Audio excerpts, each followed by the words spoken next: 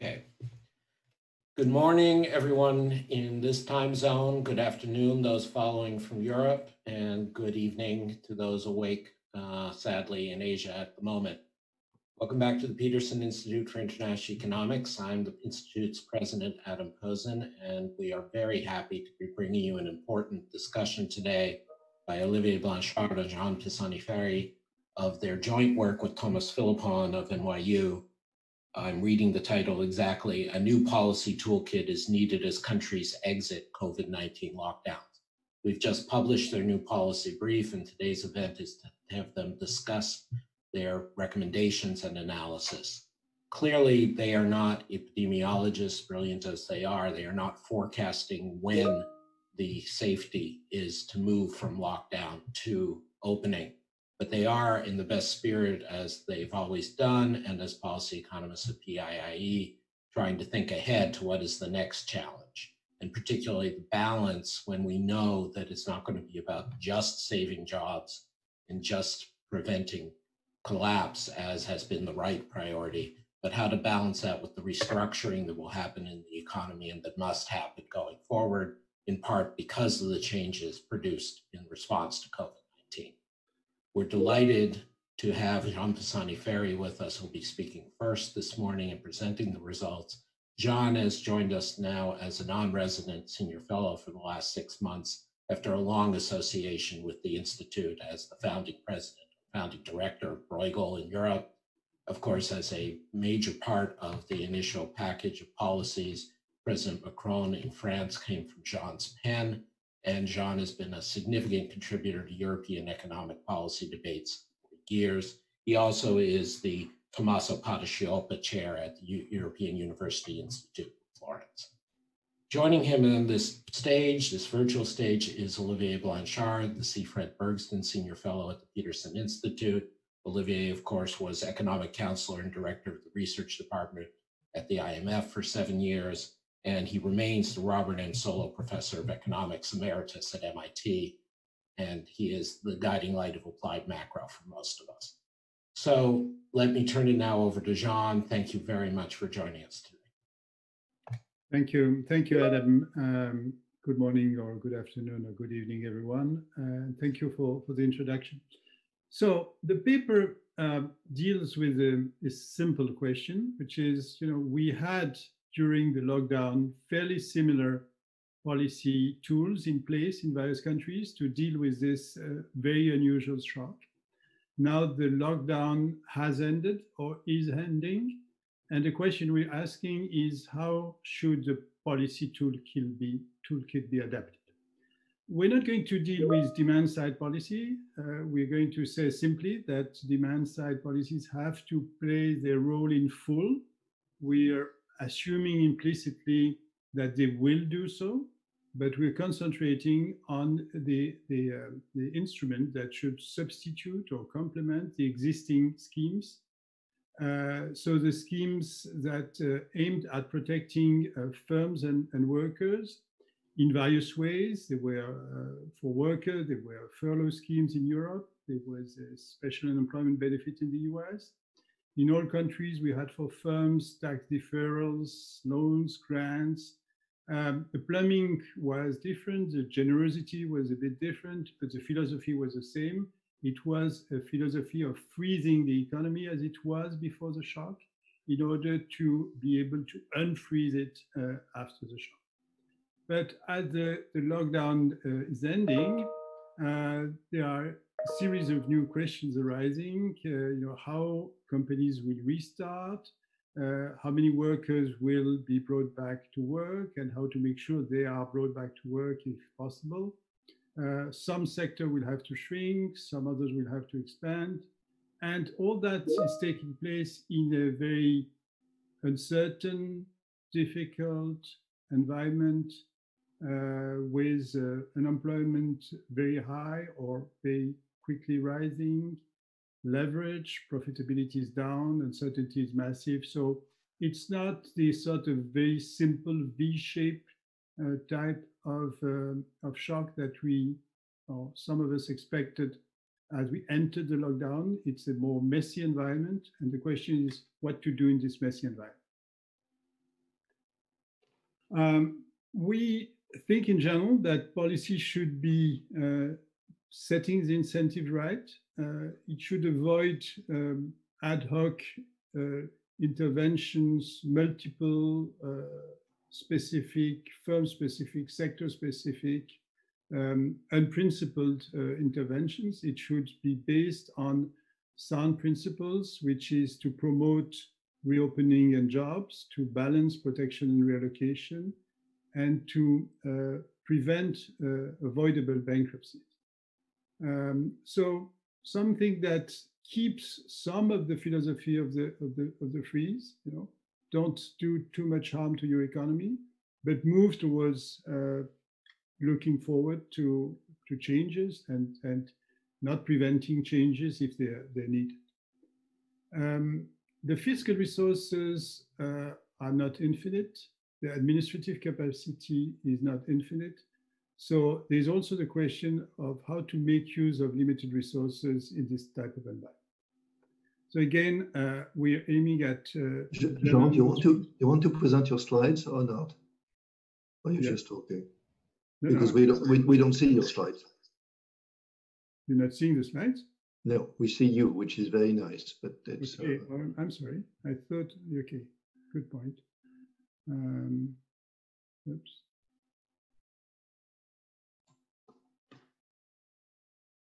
This is an opportune moment to remind people that their full policy brief is available for free download on www.piie.com. It's right there on the home page. Please continue, Jean.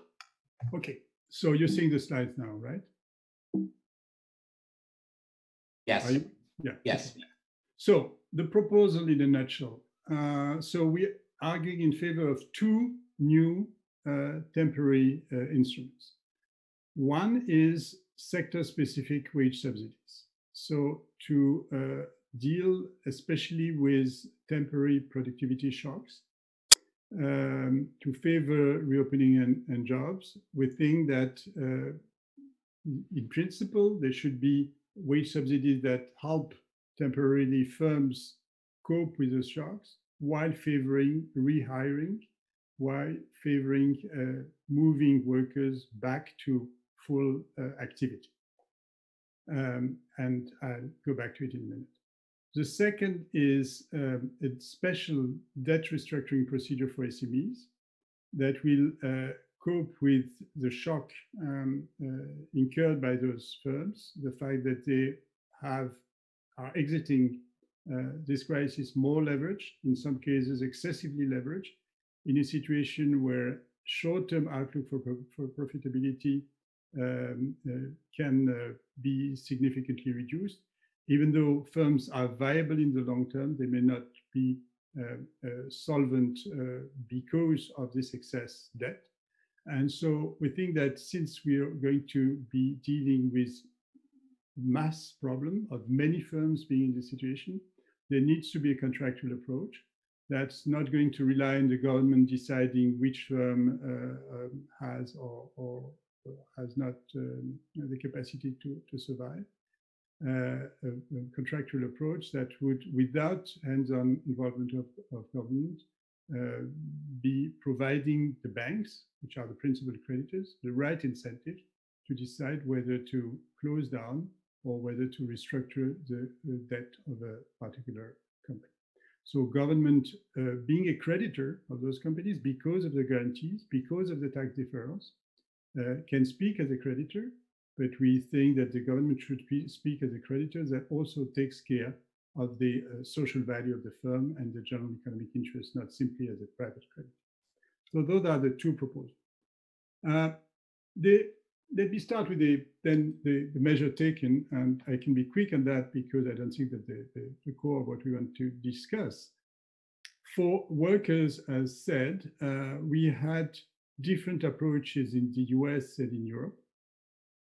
In the US, the focus was on providing supplementary unemployment insurance and providing check to households, so protecting income, but not so much protecting the link between an employee and his or her employer. There are temporary layoffs, but they're still layoffs. So even if there is an incentive to rehire, technically these people are unemployed, and they are better protected as regard their income, but they're unemployed. In Europe, the approach has been different under quite a series of different names. We've had furlough schemes, so keeping the link between the employer and the employee, but providing allowances to the firm so that the de facto, the largest part or the entirety of the wage is actually taken charge of by the state. So workers stay with the firm, the link is not broken, but they actually don't pay, or they pay a minimal part of the wage bill, which with a discount that corresponds to the situation. So the worker get a little less. The firm is reimbursed by the state, and the link is kept. And so a large part of the labor force can be, put idle while remaining legally employee, but de facto being actually paid by the state. Just to give you an indication of the cost, in France we have 0.5% of GDP that's actually paid by the state to firms to keep their workers actually employees and provide them the means of living. Schemes of this sort are in place in the vast majority of OECD countries. Now, for firms, the uniformity is larger. Essentially, everyone has guaranteed bank loans, different degrees of generosity, of coverage, different degrees of conditions, of durations in general for the medium term, although in some cases can be short term and renewable. And on top of that, there are ad hoc deals for some industries or some large firms.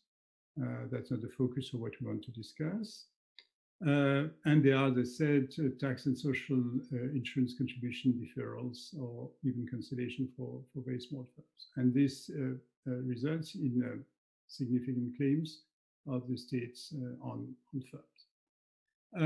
In Germany, there's something special, which is that the firms can claim reimbursement of at least part of the fixed cost incurred during lockdown. But this is very special, and this does not exist in many other countries. So it's worth noting, especially as we will discuss the solution going forward. So again, details differ, but the philosophy is fairly similar. Now, as we move to the exit phase, the question is how to adjust the incentives. And the incentive was on preservation. The incentives has to be on reopening. And a temptation is just to say, let's make the schemes that exist less generous. And so let's reimburse less of the wage bill to the firm so that the firm, therefore, has an incentive to put the workers back to work. And this is certainly right, but it neglects the fact that if the firm is facing a productivity shock, you're increasing the cost of labor at the time the firm has to cope with a productivity shock. So why productivity shocks? Think of a restaurant. But this applies to many other industries. Restaurants in many countries can reopen serving meals on terrace only, or serving meals if the distance between the tables is larger. So basically, the restaurants will reopen with a capacity to serve a smaller number of meals, while having probably the same number of people in the kitchen, perhaps a little bit less servers, but all that results in a productivity decline. This productivity decline, in principle, is temporary because as sanitary conditions will improve, the restaurant will reopen in a normal way. But in the meantime, it suffers a negative productivity shock. So tightening the existing schemes is necessary to move away from this freeze philosophy, but to do it in a too stringent way would probably result in excessive layoffs. And excessive layoffs at a time when you don't want too many people to be put on the labor market because the reallocation mechanisms are not going to work well in a situation of high uncertainty and with mass unemployment, where employment agencies are completely overwhelmed by the number of applications. So you want sort of to err on the side of caution, and that's what we are proposing. How? In principle, if resources were infinite or large enough, you would introduce an across-the-board wage subsidy, temporary for this period, for the giving incentives to the reopening, to cover the fact that the social cost of labor has gone down significantly. So the private cost of labor, which is the wage, is significantly higher, and you want to reduce this gap. But that would mean a very high fiscal cost. So what we're saying instead is to do it either for SMEs, and in part that's what the grant component of the PPP does, or to do it more specifically for some sectors. So why sectors? We tend to hate sectors. I mean, we as a macroeconomist, we tend to prefer horizontal policies. But this is a very sectoral crisis. This is a crisis that has hit certain sectors in a much more severe way than some others. And this is a crisis in which the government is telling certain sectors, you're allowed to do this and not that, or you're not allowed to reopen at all, or you're allowed to reopen in certain conditions. So there is actually a sectoral policy in place. There is a sectoral sanitary policy, and what we're saying is that you should be matching this sanitary policy with an economic policy. So giving a wage subsidy temporarily to the sectors that are most affected, which represent, we took it in the French case, 4 to 9% of GDP. The proportion can be a bit different, but the list of sectors is more or less everywhere the same. The cost, you can, depending on the subsidy rate, you can play with the numbers. So you're coming up with a number that's, in our case, something like 0.8 to 1.8% of GDP. But the net fiscal cost is likely to be much lower. Why? Because what you're doing at present with the follow scheme is that you're paying essentially the entire wage bill of a company or individually. An employee is basically taken charge of entirely by the state. Now, if this employee moves to be back to work, you're saving the cost that was paid by the state, and you're gaining the social security and taxes on the income of this employee. So the gain for the state is enormous. The marginal effect of having an employee moving back to work is enormous. And therefore, if these wage subsidies have some effectiveness, the net fiscal cost is likely to be much lower. Let me skip that in the interest of time. I can go back to it. And let me move to the firms. So as I said, again, we have the existing scheme, which is the loan guarantee. The loan guarantee, as for the furlough or the scheme that protects the income of the employee, you want to reduce it. So you don't want banks to be creating zombies. So you want to continue the loan guarantees, but reduce the generosity or the coverage of the guarantee gradually. But that's not going to be enough to deal with the problems that some firms will exit this crisis with a deteriorated balance sheet. And here what you want to do in principle is that you want to do a triage by having three categories of firms: those that are perfectly fine, so they should just continue; those that are viable but are exiting this crisis with too much debt, so they're insolvent, and you want to restructure the debt so that with lower debt they can restart and actually thrive. And the non-viable ones, which are not profitable in this new state of nature. And for those for which this is certain, you want certainly to close down this firm. You don't want to pretend to prevent reallocation.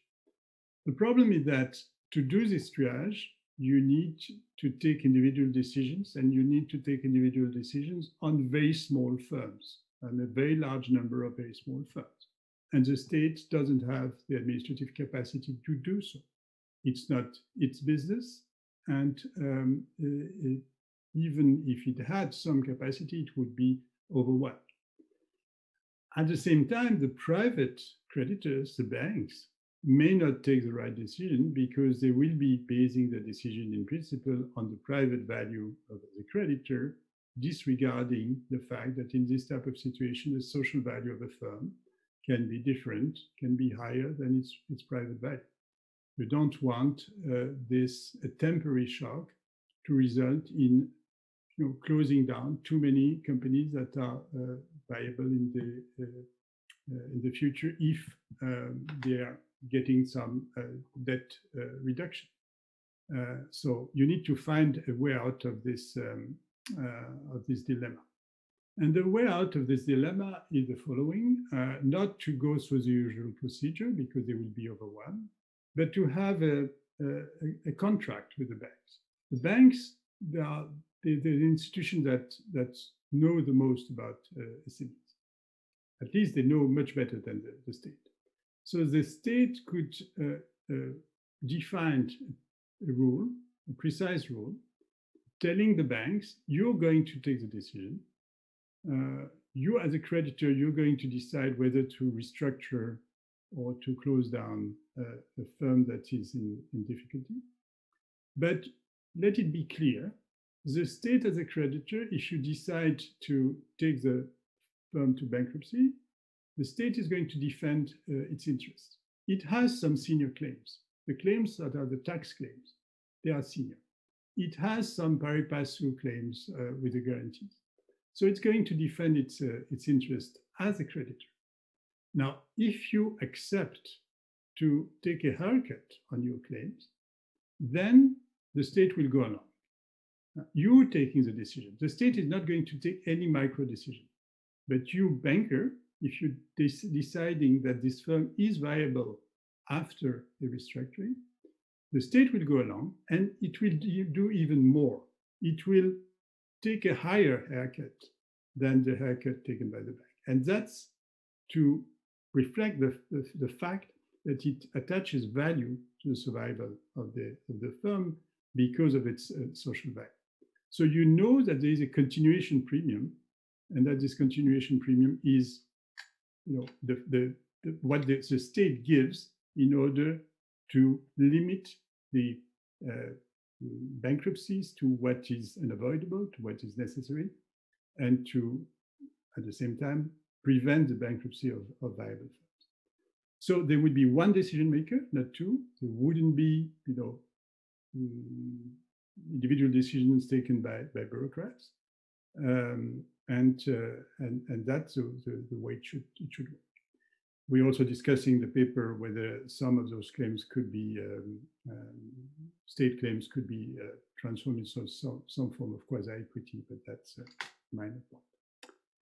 Okay, so basically I'm done. So the conclusions, exit is a very delicate phase because of the productivity decline, because the risk on the demand side, because of the considerable uncertainty, both as regards the sanitary condition and the economic shocks going forward. It's not a favorable period to reallocation. So we're saying reallocation is needed and certainly will be in some cases needed, but let's proceed with caution. let's avoid excessive reallocation in a situation where it's unlikely to work properly. So we're proposing a strategy. So on the one hand, gradually tighten the access to existing instruments, existing support instruments, and have those new supply side instruments introduced. Again, I'm not discussing that, but we're very clear that this should go hand in hand with a very active demand policy. What we think would be positive with this approach is that, well, first of all, the clarity of having defined instruments rather than a series of ad hoc type of approaches to, dealing with problems one by one. Second, the fact that we are having two instruments for two problems that are conceptually different, the problem of the productivity shock and the problem of the excessive debt resulting from the lockdown are two different problems. So hard to cope with those two problems with a single instrument. We think that's it's a fairly adaptable scheme, so you can adjust the parameters depending on the overall conditions, and you can pre-announce how you will be doing so. That's also an approach that minimizes resort to administrative capacity and fiscal resources. And finally, we think that to have a predetermined set of instruments rather than an ad hoc policy has a chance of minimizing the risk of capture, which is pretty high in this kind of situation. So thank you. Let me end here. Thank you, Jean. Could you take your screen off so we can see your face again? This was fantastic. It's great to have you and Olivier and Thomas thinking hard about basic principles and guidelines. And as you said, and work you've done with Jean Cohen, Jeremy Cohen, Satan have established, the differences between the programs in the advanced economies is very minimal. And so thinking about the similarities of principles in opening up is, I think, also equally valid.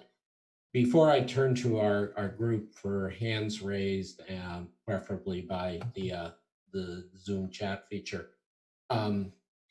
let me ask one question, which is, you were very thorough at intervals about documenting the running costs of some of the current programs. I may have missed it, but I don't get a sense that there was a running cost of what it would mean for the government to be taking a haircut on loans. Did I miss that, or do you have an order of magnitude estimate of what that will be, or is that highly variable country to country? It's obviously very hard to get a sense of how many bankruptcies there will be and what will be the cost, how large a haircut will have to be on average, etc. There are some estimates that have started being made. We didn't make these estimates. What I think we can say is that the policy we're proposing of having a sort of early systematic approach to the problem is likely to minimize the cost with respect to the natural tendency, which is to postpone, to extend more credit, and then to have, to incur larger costs down the road. But I agree that's not a very satisfactory response. No, I didn't. No, but it's just in subsequent work, it does have to be addressed because the scale does matter. So, and just picking up on your last point, going with, again, staying on the firm side rather than the labor market side. What do you think? Is there a different role for bank supervisors in this environment, or is this just sort of taken out of their hands at this point? I mean, is that another tool in the toolkit that should be employed here? We're not proposing anything having to do with supervision. We're just saying the state, the Treasury has to say, as a creditor. It's basically tax claims and guarantees. Right. So not because of anything having to do with supervisory consideration, but because of the micro value of preserving firms, this is what we're proposing to the bank. So I think we are sort of distinguishing completely it from the supervisory consideration. But Olivier, you may wish to jump in. Yeah, I was about to ask Olivier if he had anything he wished to add. If you give me 2 minutes, I mean, I thought Jean gave a great presentation, but the point I want to insist on is that, I mean, on each measure, we can discuss how it should be done. The purpose was really to think about the architecture of any program which is going to deal with the protection, reallocation trade-off. And there, I think the two elements which are absolutely central and very specific to this crisis is the very high unemployment rate, which means that if you become unemployed, very hard to get a job for most people. And the level of uncertainty, both about the productivity shocks that Jean talked about, which will go away when physical distancing disappears, but when is it, we don't know. And then the deeper changes in the economic structure. So in that context, we thought about what needs to be done. And I think the first thing is you need to protect workers for much longer. So the programs which are going to end, at least formally, for example, in this country, have to be continued. I mean, it's clear that you have to be very generous with workers for a while, and that's going to be costly. And then on the firm side, the idea is to have the right playing field, namely to try to get the firms to take the right social decision. And here we basically focus on two things. The first is wage subsidies, because if you put somebody if you basically lay off somebody, his productivity being unemployed is basically zero and the probability of getting a job is very low. So wage subsidies, especially for the sectors like restaurants, which would die if you didn't help and then have to be completely recreated in 18 months or so, right? And then the other is loan guarantees, because the financial system is just not going to do the job. The degree of uncertainty is enormous. So you do put these two things, and then some firms will still not be able to make it. They're either insolvent or unviable, and then the restructuring part comes in. But I wanted to insist on the fact that, you know, this is a holistic thing. Jean rightly insisted on the two aspects which are new, which is wage subsidies and the restructuring process. But I wanted to insist on the architecture. I'll stop there. Thank you. Nobody was fighting with you, but I'm glad you insisted. Let me turn first in the raised hand, Edmund Phelps, please. I've unmuted you, Ed, at least I thought I did.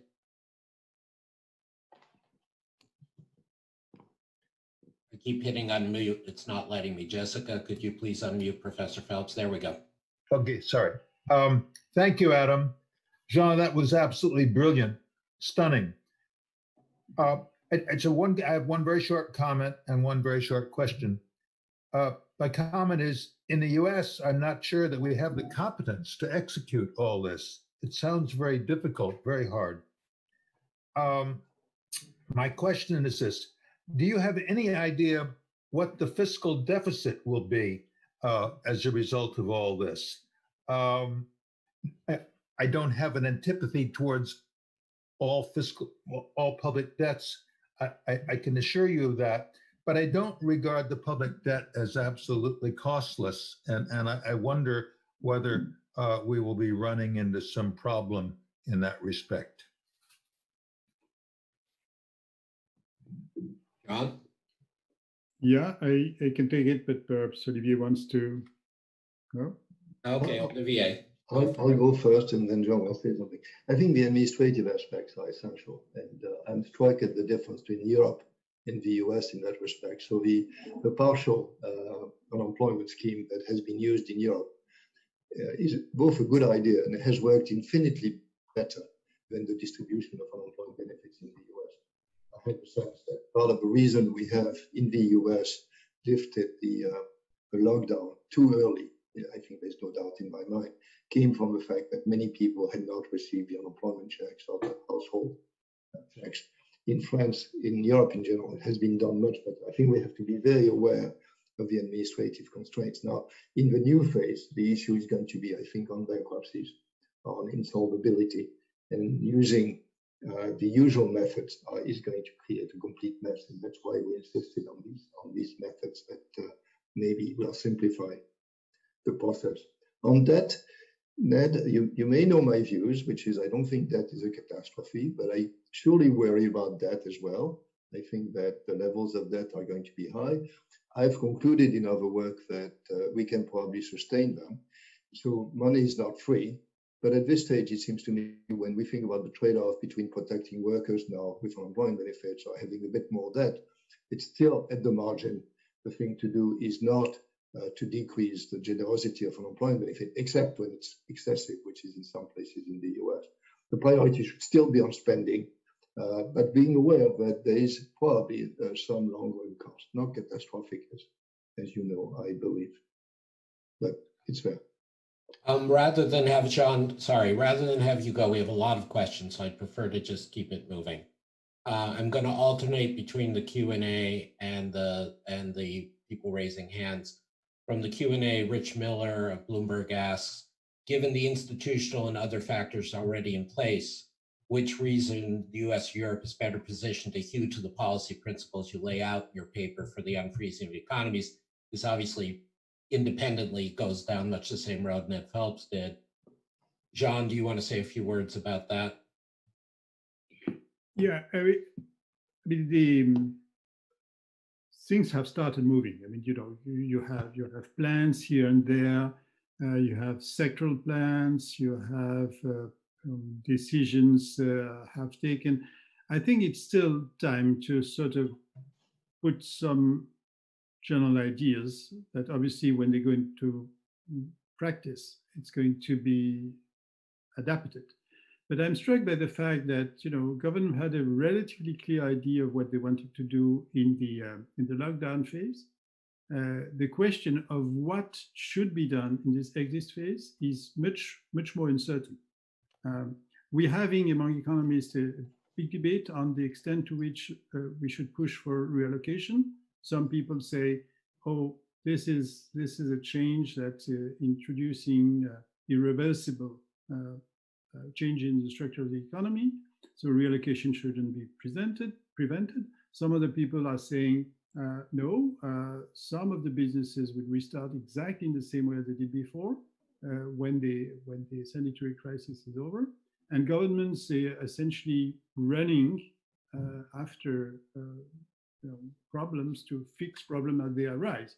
And the risk is that it's going back to the fiscal question, to try to fix the problem of each sector one after the other without having principles is likely to cost quite a lot of money and to demand excessive, to put excessive demands on administrative capacity. So I think it's to have a principled approach, even though it has to be adapted, it is the right way to go. Can I come in quickly again, which is that what Jean insisted on, I think, is absolutely first order, which is the degree of reallocation which is going to be needed. And so you want measures which can be adjusted over time, so that if reallocation is really needed and there are vacancies and people find jobs, you can basically reduce the wage subsidies, you can decrease the loan guarantees very quickly. And I think the kind of suggestions that we make allow for that. It's exactly the same thing as on the health side, how countries or states in the US decide to go from phase 1 to phase 2 to phase 3. I think it's in the same spirit. You want something which allows for more reallocation if it can be done without too much pain, but protect workers if it's happening very slowly. I think it's absolutely essential to have these adjustments all the time, have the right structure, and then have the adjustments all the time. Thank you. Now turning to Jonathan Portes from King's College London. Again, I'm trying to unmute. There you go. Okay. Hi. Thank you very much for that, Jean and Olivier. I thought, clearly the motivation for looking at new policies is that this is not going to be a simple V-shape. We're simply not going to go back to the old normal. And therefore, some degree of reallocation will be required. But I don't see that there's anything in these policy proposals that directly addresses the issue of facilitating reallocation as opposed to preserving where possible, some of the businesses which we want to survive. And now, obviously, that's necessary, but don't you also need policy levers that are actually designed to facilitate reallocation? In particular, some form of wage subsidy scheme for people not to stay in their present job, but to move to either a new firm or a sector that is expanding. And of course, it follows directly from your assumption that macroeconomic balance between supply and demand is going to be maintained somehow, that if there are sectors that are shrinking, then there will be sectors that are expanding. And I think it therefore follows that in your model, it should be optimal to subsidize something, net job creation, job moves, or whatever, in order to smooth that reallocation process. In one possible way of doing this would be to have some sort of incentive compatible mechanism that let workers choose between a wage subsidy in their old job or a wage subsidy in some new job, or perhaps a retraining grant. Thank you, Jonathan. Olivier or Jean? I'll start, and I'll plead guilty. It's true that we have focused more probably on how to make sure that the sectors like restaurants and so on can survive, because it would be very stupid to have all of them disappear and reappear in 18 months, assuming the vaccine is there. So we focus very much on that. We have a stick as opposed to a carrot aspect, which is that it's fairly clear that the unemployment benefits in some cases have been too generous. And so we're basically suggesting kind of going back to the normal schedule of unemployment benefits with an extension in time, that replacement rates which are less than 100%. So this will give some incentives to workers. But after this, it's true that we basically have said, well, the sectors which basically need to hire will hire, and this will happen. But we're not going to do anything particular for them. Maybe we should have thought about it, and Jean may have thought about it, so I'm going to give him the floor. Now, one thing I would certainly consider, I mean, I think your point is well taken. I mean, if we're saying the social cost of labor is low, this applies across the board. And so we said that, but didn't draw the full consequences. One thing I would consider certainly is, support to hiring of new entrants into the labor market, because we have a generation arriving, or a cohort arriving. Conditions will be dire, and you want them to sort of get a chance to be hired, and that would probably be a limited but relatively powerful way of responding to your question, which is obviously broader. But I'll add something, which is one of the reforms, I think one of the good reforms that the French president had started is the reform of professional training. It seems to me that's exactly the case for doing it right. So this is not a reform which was put in place because of COVID, but in a case like this one, being basically ready to train people in the sectors where there are going to be jobs, can be done better. Hopefully will. Thank you. I'm now turning on the Q&A to Professor Raquel Fernandez from NYU.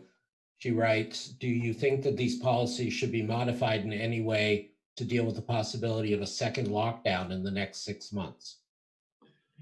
I think the answer is definitely yes, and that's where the flexibility comes in, which is that you can basically, what we have now is protection, and what we're suggesting is going from protection to reallocation by giving some incentives. But the degree of incentives is very much based on the wage subsidies and the loan guarantees. If we have a second wave, then on the economic side, we can basically freeze the adjustment, keep the protection, put more weight on protection, less on reallocation, and reopen when the second wave is gone. So again, I think that we think of these two tools, the degree of wage subsidies and of loan guarantees, as tools you use as the economy progresses, either because of economic dynamics or health virus dynamics. I'm now turning to Caroline Atkinson of the Peterson Institute Board of Directors. Caroline? Thanks very much. Can you hear me? Yep. Okay. So first of all, terrific work, and thanks also to the Peterson Institute for doing it. I share Ed Phelps' concern about administrative capacity, particularly in the United States. And I had two questions on that basis. One is in the US, of course, a lot of jobs are being lost at the local and state government level now. So what do we do about that?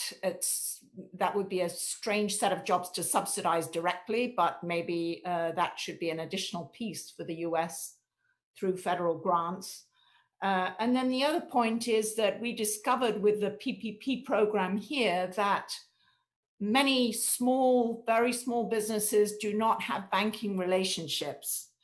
And so leaving the restructuring to the banks wouldn't work for them. Now, we may just think, well, that's just too bad. They're too small and they're likely to be the kind of company or firm that will restart. But I wonder if there is a big difference between the US and Europe in the degree of continuous banking relationships that make the banks a better tool in the US for this new restructuring, I mean, in Europe than in the US. Thanks. Caroline, I'm surprised. I mean, I'm fascinated, but surprised by the second fact, which is I would have thought that, any entrepreneur, even auto entrepreneur, would have some checking account. I find striking that some businesses will have absolutely no relation to a bank. So that's all which is needed, right? So if you tell me that many small firms do not have that, then indeed it's an issue for us, for the logic of what we proposed, and I surely don't have a simple solution. On the transfers, the issue on states is basically the lack of a system to transfer to states in our form so that they can function. So that's not an issue which is happening, which is relevant for Europe. But in the US, it's fairly clear that the fiscal programs have to have larger transfers to states. It would be insane to lay off for contractual reasons state workers. So that's it's an issue at the federal state level, which has to be repaired, obviously, but is specific to the US. Again, I always go to Jean for more wisdom. No, my reaction was the same. I mean, we do have some businesses without a banking relationship, but they are quite special type of businesses, like what you trade over the corner. And even them, I suppose they have some bank accounts. Well, I mean, my impression is that would be an issue for the informal sector in Turkey and places like this. But I cannot believe that in France, the entrepreneurs will not have some relation with some bank. Maybe that's not enough for the bank to do the work. But Caroline, if you have numbers, I would love to see that. There would be an issue of trust. I mean, the relationship between the banker and the small businesses is difficult. I mean, they are always, the small businesses are always complaining about the banker. But in this case, we would sort of, provide a sweetener because the state would come and say, okay, I'm willing to, take a cut and take a higher cut. So that would sort of, I think, perhaps help the negotiation between the banker and the firm. Thank you. I now have from the Q&A, Robert Donner. Does the private sector, i.e. the legal system, have the capacity to deal with the required restructuring and bankruptcies? And are there ways to economize on bankruptcy restructuring resources, perhaps by package restructuring plans? Again, I know you two were writing at the level of principles, but as you can see, there's always implementation questions as well. So I think the idea is simplify relative to what would happen if it was the usual procedures which were taking place. Whether the simplification is enough, we don't know. All we can say, and then you really would have to go into the details, into the weeds. All we're saying is that we're reducing the number of creditors conceptually to one bank, which basically can assume what the other creditor will do. So it simplifies the process a bit. Whether it simplifies it enough, I do not know. That's probably dependent. It's different in different countries. I wish I knew more, could say more. Yeah. obviously the process, when we say it's a sort of quasi-automatic, it's not entirely automatic. I mean, you need it's not a formal contract that just has to be signed on by the bank and then automatically the state takes a haircut. But it would be simplified to the degree possible, and I think it would help a lot with respect to the existing procedures. We have a follow-up from Carolyn Atkinson and Ted Truman both, which I think is well taken. That the issue isn't that the banks don't have, that the small medium enterprises don't have checking accounts. The issue is that there are a number of small businesses that don't have lending relationships. You know, they're working out of family capital, credit cards, things like that. Again, we'll get you the numbers, we'll think about it, but just to say you don't have to respond unless you want to. But yeah, no, but if if they haven't borrowed, then it's not an issue. I mean, they do what they want, right? And the issue of insolvency only happens if you actually owe something to somebody. no, because you can owe your credit card company, you can owe the second mortgage on your home, which you used as a form of business credit, which is what most small entrepreneurs in the US do. And so you can say, well, it's infeasible to deal with that. And so the micro businesses are out of luck, just as the large size businesses are not covered by this program. That's fine. But it is worth pointing out, as Caroline and Ted do, and I'm taking a little further, that at least in the US, there are a lot of micro businesses where they don't have access to bank lending and they've used other forms of credit, and they will have liquidity and solvency problems. And there may be nothing to do about that, but let's at least acknowledge that. Okay, I'm now turning to Jerry Caprio of Williams College. Jerry? Yes, thanks very much. Great presentation. I was just wondering if Jean or Olivier could say a little bit more about their reference to equity and quasi-equity options, and had they thought about using warrants or government somehow getting upside on any of the viable firms.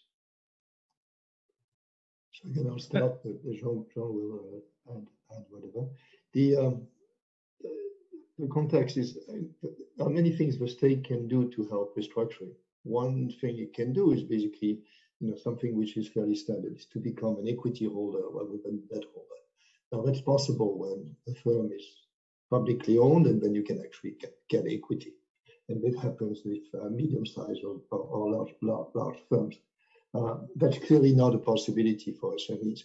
And so one possibility is basically for the state to become a pseudo equity holder owner by basically saying, okay, I become an equity owner and you'll pay me in the form of taxes later if you make profit.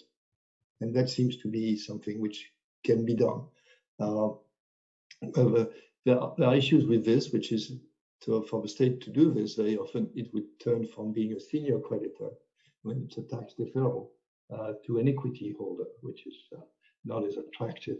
But that's, in some cases, it might be a simple way of getting the claims of the state to be transformed into some form of equity. This is what we had in mind. Great, thank you. Jean? No, that's fine. All right, that seems to be it for the moment for questions.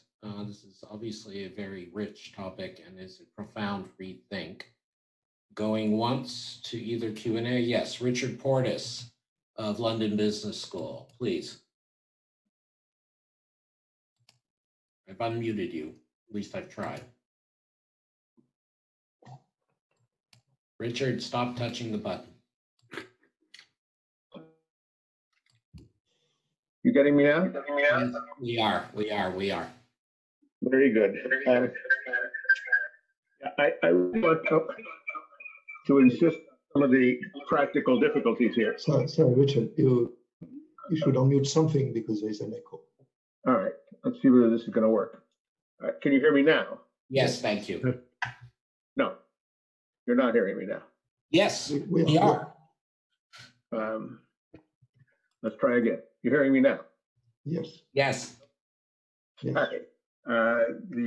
technology is complicated when your Zoom connection is unstable. You can't. You've got these two categories of firms, one of which is going to be restructured, the other is which are going to be put out of business. If there's structuring, or if they're being put out of business, there are contractual relationships. It's that have to pass through the courts in most cases. The creditors are not just the second mortgage, etc. The creditors could be suppliers, for example. The creditors could be bondholders, medium-sized enterprises at least, issue in the US certainly, and to some extent in Europe, issue bonds. They're high-yield bonds. They're risky. They can be defaulted on, but that raises, as I say, contractual issues that must inevitably come before courts, mustn't they? And the court system is just not, in the countries that I'm familiar with, in many of those countries, the system is simply not able to deal with that. So how do you deal with it? So yes, we were not clear. I mean, there's always at the end a court involved. I mean, it's not a unilateral decision by creditors to do something, but the court has to approve. The only thing we do, and you're completely right that there might be a larger set of creditors, all we're doing is basically simplify by taking one creditor out of the picture, by the state basically saying, if you do this, we'll do that. And that simplifies the process. And for the numbers we looked at, the size of the claims of the state relative to the size of the claims of the banks were such that, this was a fairly substantial simplification. But you're completely right. You still have the suppliers, you still have the consumers with bought and not received. You have all these issues. So courts will be involved. We just think that this will simplify things a lot, hopefully so. We can't tell. There are some back of the envelope numbers in France which suggested that the number of bankruptcies would be twice as large as the usual numbers in the coming months. That might simplify things enough that maybe it can be handled by the courts. But you're completely right. We have a simplified thing, but now it's all simple. The bank takes the decision. We're done. It's still much more complex than that. Yeah, Richard, basically, you don't want to overwhelm the court with, 5 employees or 10 employees firms. You want them to be able to deal with complex issues of bankruptcies that they have to take care of. And even in this case, if you have a scheme on the principle of which there is clear commitment on the part of the state, and sort of implicit or explicit agreement with the bank, it simplifies things considerably. So I think that's what you want to achieve. I mean, that even if you go through the courts, you're simplifying things, you're shortening the procedure. As regards the suppliers' credits, that's precisely what you don't want to touch in this type of situation, right? Because if you start restructuring, suppliers' credits, you're creating a chain reaction that's dangerous. I mean, suppliers' credit are significant in some countries. I mean, at least in my country, they're very significant. But that's a big danger of this type of situation. All right, thank you very much. So thank you all for engaging in various ways to take the question of the principles, a great insight that Olivier and Jean have put together, and how we might see them in practice across different economies.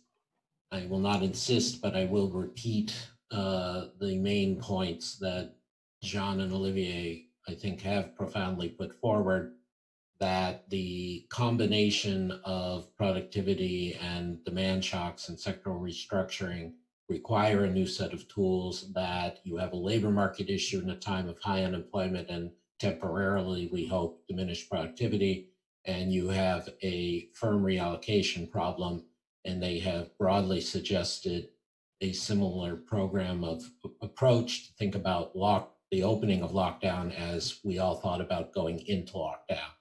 I'm grateful for their creative thinking coming out from the Peterson Institute, and thank you all for joining us today. The discussion will continue, and of course, their publication is available online right now. Thank you.